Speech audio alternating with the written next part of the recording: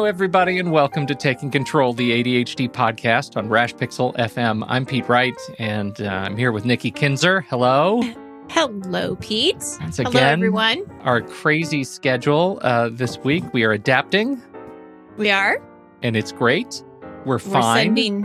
We're posting shows really almost every day. As it feels like. That's right. This is a week of, I think, including this live stream. This show will go live, not probably technically in this week, but we've got, 4 new shows this week. It's been a crazy week just trying to stay ahead of the messages and the feelings and all the things that we're living through right now. Man, I hit it. It got close to me. I'll tell this in a minute because I gotta bring in our fantastic guest, our dear friend of the show, James Ochoa, is back. The man behind the storms of ADHD. He has been a constant educator to us. We are thrilled that he is here to talk to us about what we're living through and how we can get through it. Get through these storms. James, hi. Hi. It's great to see you both again. Yes, I don't think I ever considered that publishing my book now over 4 years ago, which is amazing to me. It's been out 4 years and it's still growing, which is great. That we'd come upon something like this. So this is like the epic, not only ADD storm, but worldwide storm. That I'm calling it. It's a new paradigm shift, and so we'll talk more about that. But we're in a new age, and it's time to come to grips to that. I hit it last night. It hit me. We've been doing our best to live in the quarantine and do all the things that we're self-isolating. We're doing all the things that we're supposed to do. We've been told we're trying to be part of the solution, and then you go outside and you see a lot of people who aren't, and that's frustrating to me. And then you start to question, am I really doing the right thing? Is this nuts? And then I get a call from a dear friend whose father was taken into the ICU last night. And so it is now it's personal. Now it's somebody who's close to me and, who's 75 plus years old and is, what does that mean, right? Yeah, exactly. That they're putting a field hospital in Shoreline, Washington, a park that I have walked myself many a time, and now it is it's a field hospital. That creates storms. So I'm glad you're here to help us through this. Yeah, me too. I'm glad I'm here. I think. Well, you're an expert in this field, in this world, and there are many of us out there in the emotional mental stress part of this. I still have not found the gold card for the human behavior. Right. I thought I would get it, but it still hasn't come in the mail yet. To get out of all this, I just, we are in the middle of it. I was telling y'all before we went on live that, I'm using every resource at my capacity right now. I have just pulled out these stops, and I think that that's probably the key for everybody. On how we do that. So I am happy to provide direction, answer questions, concepts. I wrote down some things kind of how I'm thinking about it right now and what's helping me kind of stay centered on what I think is helping my clients, which still doing active work online now. I've been doing work online for over a week.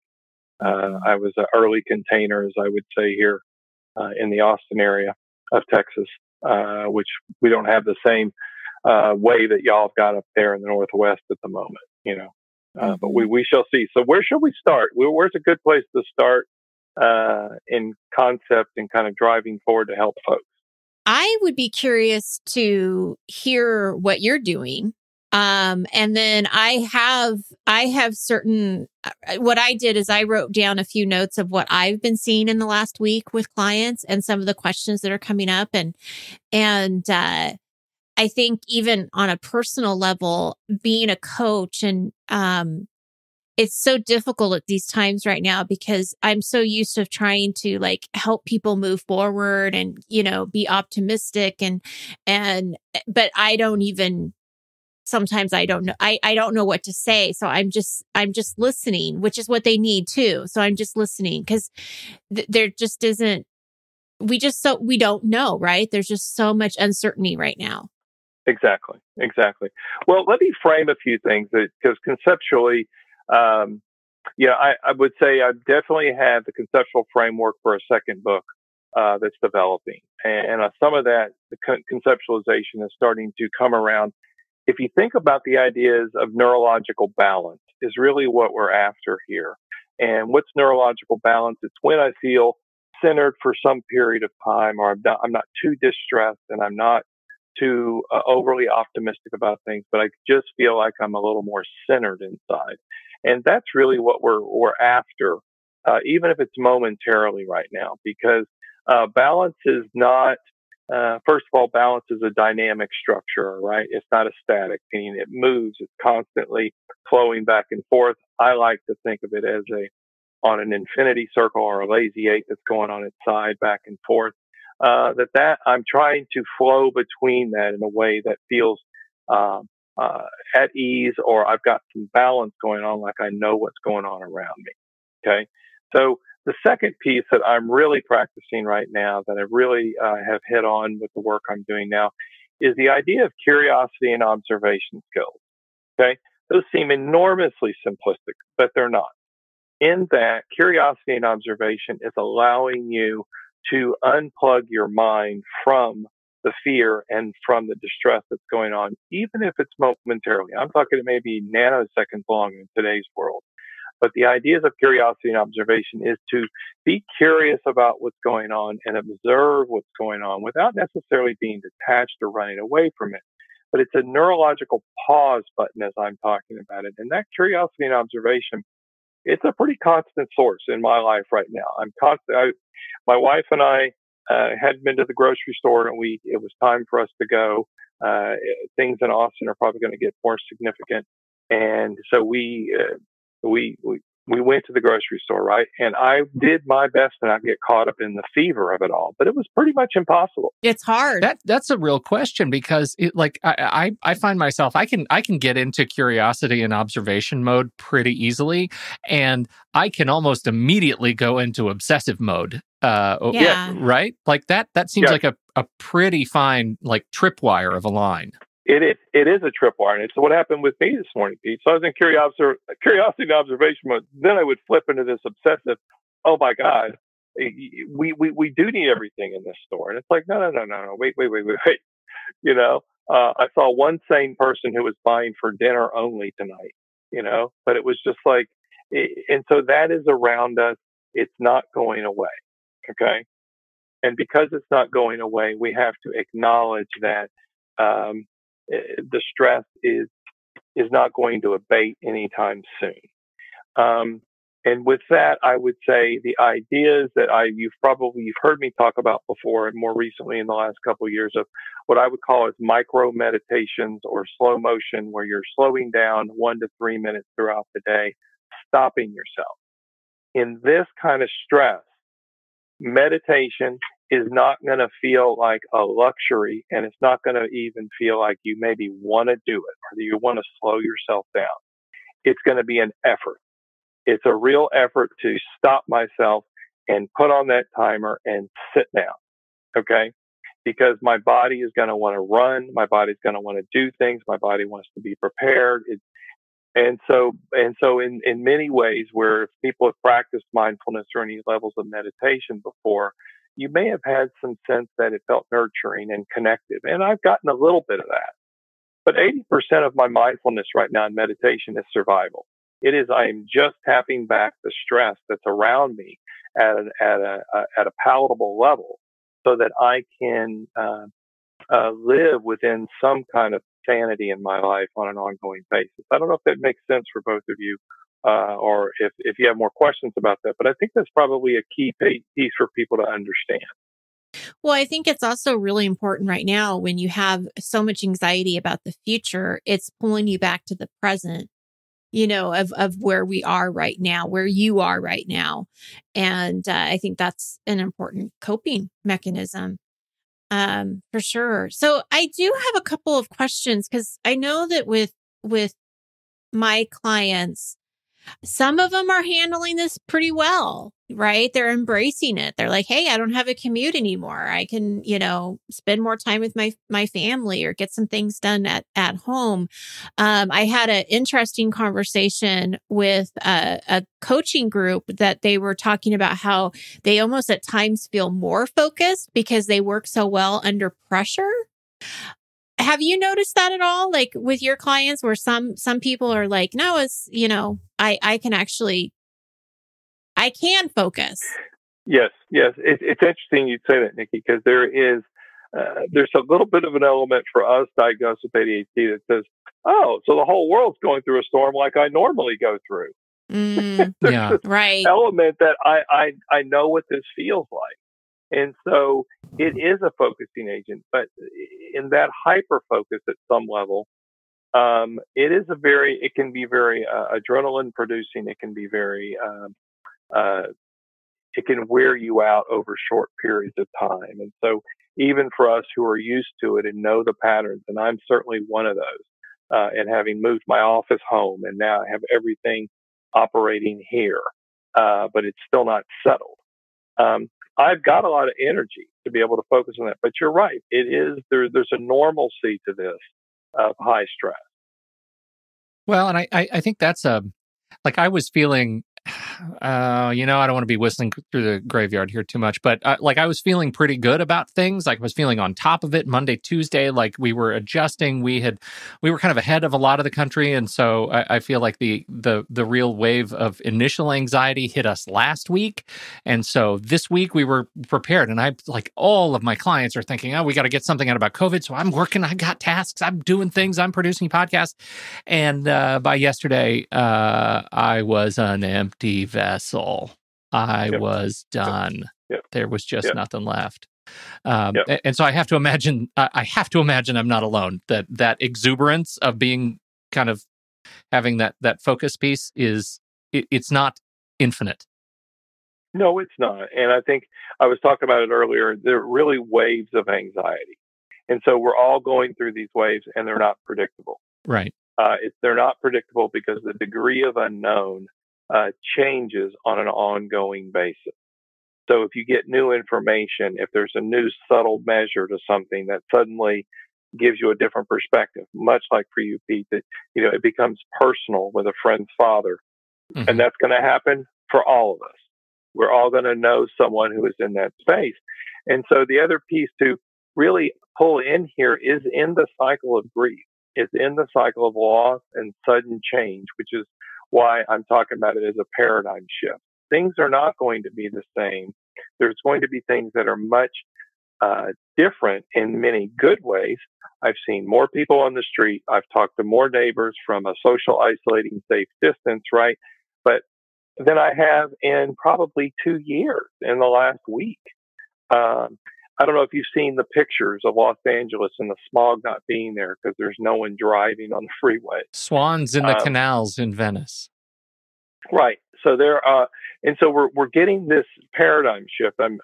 It's a joke, but not a joke in some ways. I'm like, so if we're all going to be working from home, then we're going to have all these office buildings open, right? So this might be the new concept to house the homeless. We put them in all these office buildings. We've got new places to live. It's that kind of thinking, I think, that creatively that I do think us with attention issues can spin off of this, but it doesn't happen if you don't have some balance and you don't have a process to kind of get through those waves to kind of reset yourself. Okay, so I talked about some of the people that are embracing it, right?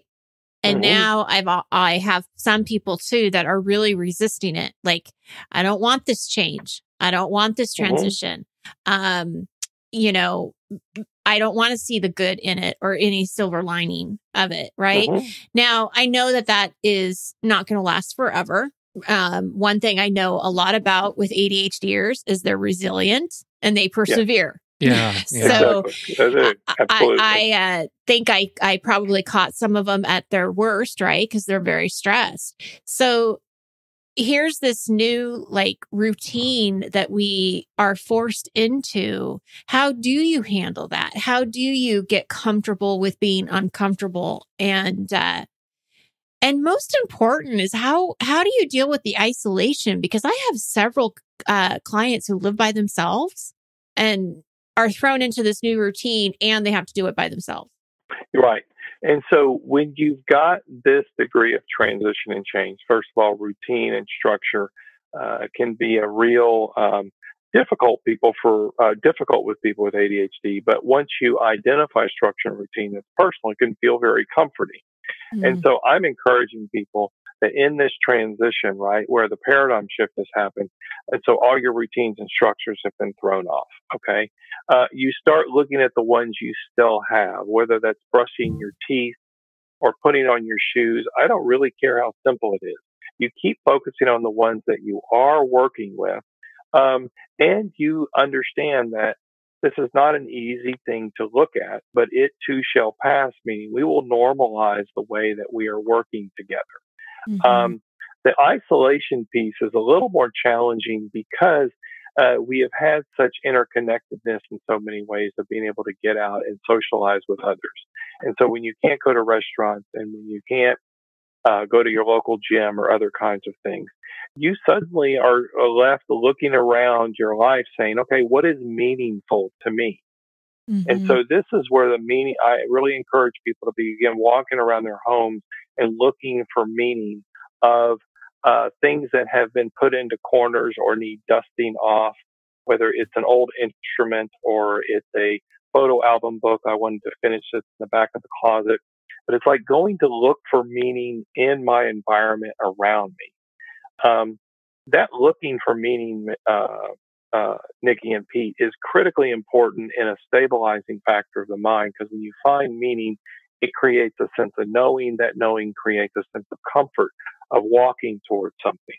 And so I'm doing that on an ongoing basis and looking at whether it's the artwork or the things that provide meaning to me in my life, and to have it around me, to acknowledge it, to see it, take inventory of it. I've had people who put lists of things that are meaningful and personal to them on their refrigerator as a reminder, okay?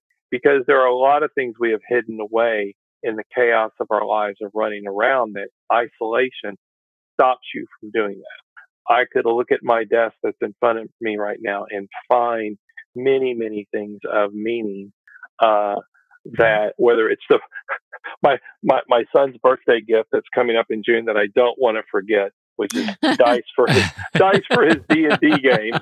But it's like, oh yeah, I got to remember that that's there. But it's meaningful. Okay, right. I found that 3 months ago. His birthday wasn't for. It provides a connection for me. So when you're looking for the isolation piece, I would say that the critical aspect is to find some meaning and connection in your life. And understanding, again, the stress is not abating. It's coming through in waves. Those waves, let them pass. It's harder if you contract and try to rebel and force versus like for you, Pete, stop. Yeah. Take some time to relax. Take some time to slow down. Does that help, Nikki? Does that give some ideas and direction? Well, I love the idea of actually looking for the things that need to be dusted off, right? I mean, I think that this is an opportunity. I mean, this is the silver lining of now you've got some time, you've got some space.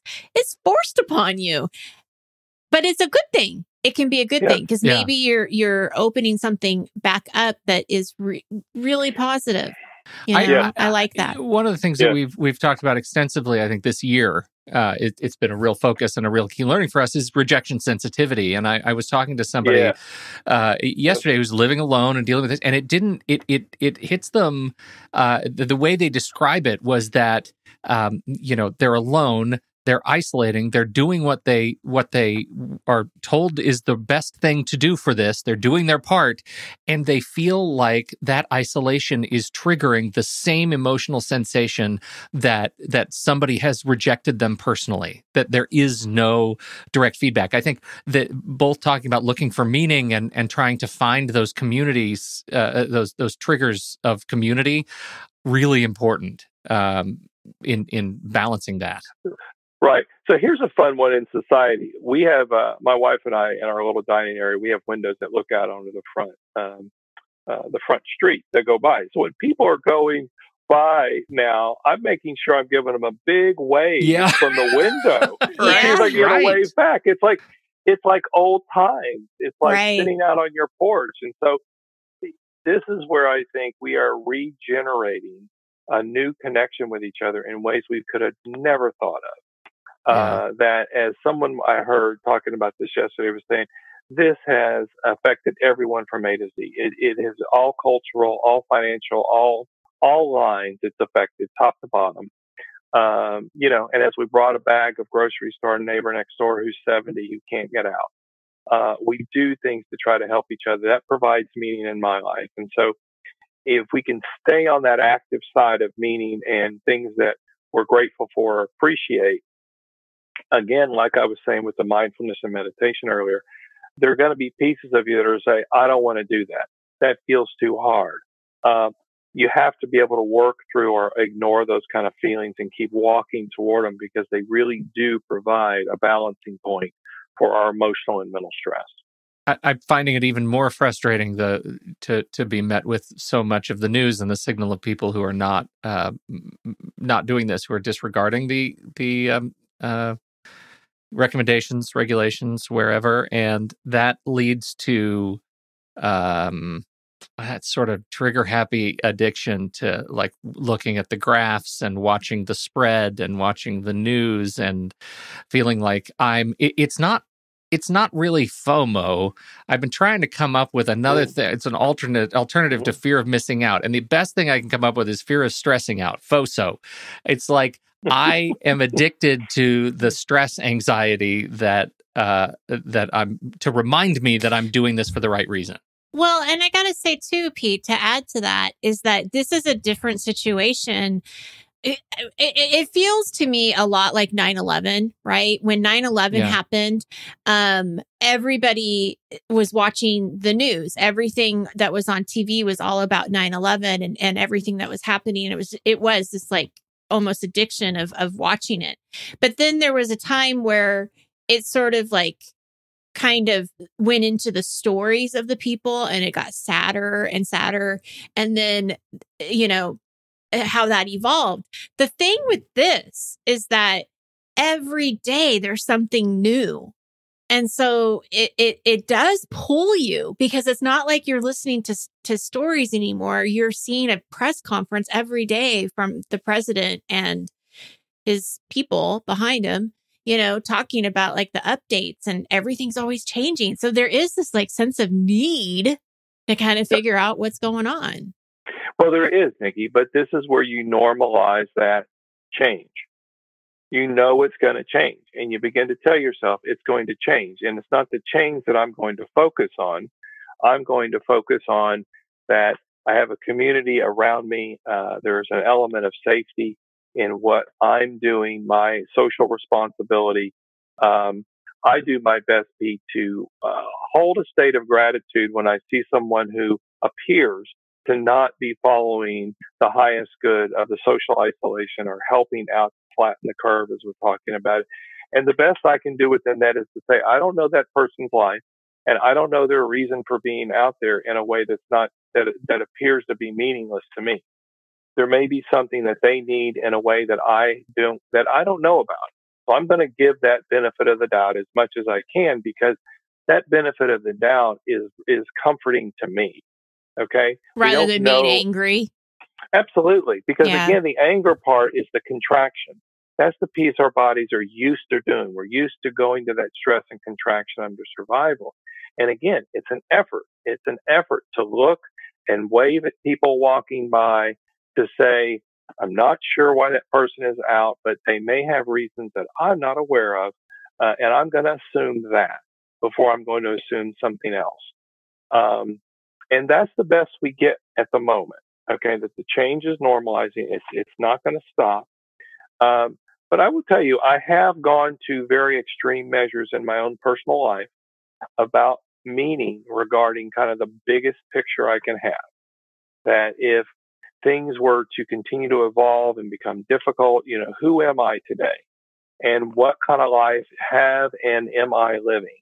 Okay, in a meaningful way. What have I given to the world? What around me have I helped others with? that reflective state that's not more fatalistic. It's not like I'm going to perish and go away, but it's like, oh, wait a minute. I'm going to really stop and reflect on my life in a way that is purposeful. Okay. Because to do it otherwise is to allow the change or the stress to grab you. And it's like a very vicious ride. Because it's going to go up and down and sideways in ways that we cannot predict at the moment. Well, and it's interesting too. This is sort of just a side note, dealing with the disappointment that some people are feeling because so many of these events are canceled, and my nephew's wedding's going to be postponed. Graduation for the seniors. I mean, all of the stuff that are supposed to be kind of these monumental or milestones, right? Dealing with that disappointment, how do you go back to that gratitude? I mean, how do you work through that? Okay. Here's a funny one to think about. With all those losses and the shifts that are going, I'm asking people to really think about a personal way to celebrate those milestones. So if someone is not going to graduate with their class in college, could they get as many friends as they could on a Zoom feed, and they're all going to put their caps on, and they're all going to make a personal dessert or a cake at home, and they're all going to celebrate together in a way that they can. Okay, I'm going to put a photo book together about. It's like, how am I going to personalize this? And because again, it's a paradigm shift. How am I going to look at this differently now? Because if I look at it through the same lens, and it's not invalidating the loss or the disappointment, that's a really key element here. It's like acknowledging that it excuse the term, but it sucks. Okay, it just really sucks. It's not any fun at all. All right, it's not something anybody would have wanted. Therefore, how could I now look at this in a new way? Like, my dear wife's birthday is going to be coming up in a week from Sunday. We'll still be in social isolation. Okay? And so it's like me asking her, what kind of cake do you want? I make sure when we did our grocery store run today that I had flour and the things that I could, but I'm going to really think about that as a celebratory element. And we may get friends on video and other kind of things. How do I do it differently? Okay? And that takes some effort to kind of begin dancing around it. So it feels like, acknowledging that, yes, this sucks. It's disappointing. There's a lot of fear, but then at some point also embracing it and figuring out what are some other ways to find joy, right? Whether that is, finding something that you haven't been able to read for a while or a hobby you haven't been able to do. One of the things that I'm really enjoying is that I get to spend time with my daughter more than I ever have. Like, I see her all the time. My son, I don't see as much just because he's working in a fast food place that pizza. It's a delivery pizza. So it's like he's busier than he's ever been. Right. Yeah. Right. They don't want him to go anywhere. You know what? That's a really good one. Like it's one of those things to be thankful for both, not only the time you get to spend with your daughter, but frankly, in this time, your son is doing an act of braveness. Yeah. Right? Yeah, that is an act of bravery. He is considered on the front line. Yes. People in food and in healthcare are considered on the front lines right now because we need both, and the people in our public works, the people who are protecting us. I mean, I cannot be more grateful. We were at the grocery store, and I looked at the workers, and I said, I so appreciate you being here. I know this is working overtime for you, and it's helping all of us. And they appreciate that. We have got to stay connected at that level. You know what it reminds me of is Mr. Rogers. You got to look for the helpers. You got to look for the helpers. You have to say thank you because they are amazing, right? I mean, geez, these people that are putting... All three of us just smiled there and laughed, right? And that's a cascade of chemistry. We all know that. Yeah. When you smile, right, you're just running all kind of chemical through the brain. That where you really get into what, the state of what's called dilation. Dilation is allowing the body to really soak that in. And that's where appreciation and gratitude comes in. You can just fill your body with it. And, I was telling you earlier about finding meaning in and around your environment. I really encourage people to stare at a deep object of meaning around them. They could even do that right now and just really look at it and think about the story behind it and the history and the number of years that are connected to it and who is connected to it. And I can just, and this is where the hyper focus piece on ADD comes in, and I can just fall into that, okay, and really hold it. And there are, and again, those are kind of micro meditations for me. I can sit and look at this picture of my grandfather that's up on my desk right now and really look at, he was about 30 years old. He just looks strappingly incredible. And I'm thinking about, the 1930s when he was that old and what that must have been like. And suddenly I'm in a different story and I'm in a different mindset. And it's a different mindset. You're looking to jump out of that gear because the stress gear, the survival gear, the information gear, all those are going to be there. We're not going to get rid of them. Isn't it funny too how the context change, like having this experience of working now at home or just spending more time at home can change the way you relate to your own space that you think you know intimately, and suddenly you get to have these new insights when you slow down a little bit, right? I mean, that's a powerful shift. I saw something on Facebook that it actually made me chuckle out loud. It was like a floor plan of just a standard home. And the heading was, so where are we going on vacation this weekend? It's like, which room are we going into? Yeah, right. And I did. I totally saw it and I just chuckled because I was like, that's funny. So here's a funny one that's a great one, okay?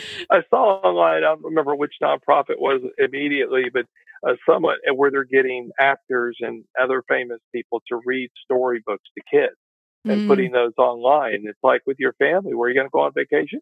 We're all going to go into the master bedroom closet. We're going to close the door in our little cubby. We're going to get our blankets. And we're going to get flashlights, and we're going to read books. That's right. And we're going to nurture each other, and we're going to pretend, we're in, New Zealand or somewhere else if we want to. This is, again, daydreaming, the imagination, all those things. You just keep using the tools that you have. It's really important. I'd like to ask you a question about grief, because I know a lot of us, in addition to looking for ways to keep ourselves entertained, focused, calm, are also going to be dealing with more direct, not implied, but explicit grief in the coming weeks. And I wonder if you could give us a bit of a map for how we navigate what's coming. I can. And I appreciate that asking about that, because it's probably one, I wouldn't say it's the overlooked aspect of it, but because you have such unbridled fear that comes out of the unknown, it's getting overridden in these loss processes that I don't want them to get lost. Mm-hmm. It's very easy to lose the grief process. And the grief process is one that, certainly we've all heard the stages of not believing it. What if I had done something different? Being angry about it, being depressed and sad about it, getting to acceptance. Those kind of 5 stages we've always known. We'll move through those. But you have to remember that grief isn't something that goes away. Grief, as I say, has a story to it. And if you can tell the story of the grief, which generally is involved in the loss, then you can begin to build the foundation of memory of constitution of what this person who you may have lost, or the graduation that I lost, what does that mean to me, and how am I going to use it going forward in my life?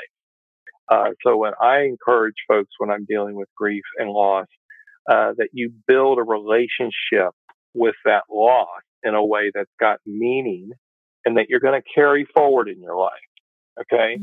And so the context of missing celebrations, when celebrations come up in the future, they're that much more meaningful to me because I know how precious they are. Okay. It could be part of a foundation of meaning someone builds if they're missing or losing celebration. If someone is losing individuals, and that may happen for many of us through the loss of dying from the severity of some of the infections and things that are going on as a result of this. It's being able to tell the story of that person's life in a meaningful way of how am I going to carry on their legacy or their memory with me. And I have done this with all the significant people I've lost in my life. I carry them with me spiritually which means a personal meaning in my daily living that makes sense to me. God, I wish I had them here in front of me. It's way too deep and way over the top, but that's part of what this is, right? Mm-hmm. So with my mother, when she passed, my mother, to me, talks to me or gives me indications that she's spiritually a part of my life still. And if anyone knows anything in depth around me, I've been collecting heart rocks for years. Okay. And I probably have hundreds and hundreds of them. Well, this little heart rock, I'm going to hold up to that little heart rock Oh, here. yes. Okay. This heart rock I found yesterday on my green belt of less than a half a mile from my house. It was in an open field of flat rock. There's no other rocks around it. How that rock got sitting there, I have no idea. I'm not going to question it. But to me, that's how the spirit of who I remember my mother to be comes to me. Okay, so it's a very personal meaning that I've driven from that grief, Pete, in a loss phase. So that's a lot I've just said about grief, but it's got to be very personal in a way that's meaningful, but you have to let yourself feel those waves and those feelings. Don't let yourself get stuck on them. Well, I imagine, too, that there is, I feel like I may have skipped over an important part of the question as I'm listening to you talk, that there is, there's the grief that we need to personalize, and there is the trauma that we're being told now is when someone gets sick, you cannot see them. Right? You essentially have to grieve away from somebody who is sick, potentially dying, and being in that space. I don't know how to do that. Yes. And there's no easy way to do that. Let's start with that. Okay. So how does someone be with someone when a social isolation piece is, I can't be near that person because I may also then be a part of the challenge or the problem. If anyone's ever scuba dived before, that's really true with scuba divers. If someone starts to have a problem in scuba diving, you have to be really careful about helping them because you can get involved in the problem. But the reality is, in this case, what do you do, Pete? These are some simple things that come to mind that you can do. You can write a letter to the person. You can draw a picture for the person. Okay. You can get a loudspeaker outside their house and you can go read a story to them. I mean, don't get me started on being weird and unusual when it comes to this place, because it's so critically important. Because what else am I going to do but just go out of my mind when I really can't get near a person? So it's like you could draw pictures and go tape it up on their window from the inside out where they could see them. There are many, many ways to connect with individuals and with people. And so we have to think about new paradigm. How might I connect with that person in a way I hadn't thought about before? Okay. You start asking these open-ended questions as I talk about. And I won't go into the depth part of the science of the mind on it, but open-ended questions engage insight and action in the mind. Okay. In a space that I'm looking for meaning and purpose. And so that open-ended question of, how can I connect with that person? This is tragic that I can't go to their ICU room. Okay. But what I can do is bring in, 6 red balloons and I'm going to hang them across all their windows. So when they see the balloons, they're going to think of happiness because they always liked red balloons as a kid. Again, my mind just spins toward ideas and concepts of how do we stay connected. Does that help? Oh, absolutely. Mm-hmm. I just am hearing this, like, don't get stuck in a lack of creativity, right? It's Right. really easy to let trauma and grief get in the way of that. But it sounds to me like in so many ways, relieving that feeling of grief is just being creative and getting lost in the creative process to help and love somebody. Absolutely. And we mentioned this in our show on Monday, Pete. Like, we are so lucky to live in a world with all of the technology that we have. Right. If this happened 20 years ago, we would be really disconnected. But we can at least now be on Zoom, be on Skype, be on FaceTime, and at least have, it may not be in person, but at least it's better than just the telephone, in some situations. Yes. And as my oldest son told me, he said, we're going to learn that the internet is just not a tool of luxury or play. or even production for work. It's a utility, much like electricity or water or other things are. It is a utility of connection, and we're going to learn new ways to use it. We already have. We've had, we've made dinner, with our sons on video. Okay. It's like how a lot of folks are doing this. And so you're right, Nikki. We're in the gratitude that we have technology today to connect is really important. My daughter watched a movie with all of her friends in Netflix, like on their devices. Like they weren't together, but they were all watching the same movie. It's like movie. It's like ready, set, go. Exactly. Yeah. And they were loving it, They were giggling and having all kinds of fun. So, yeah. That's wonderful. Just listening to James talk actually makes me calm. So I am so glad you're here.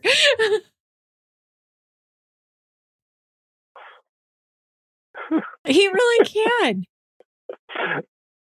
And I just feel so much better. And you know what's funny? Okay, here's more personal and how to relate it pieces. Okay, I get a chance to go listen back and listen to this for myself, even because seriously, the relationship with yourself. All right, you've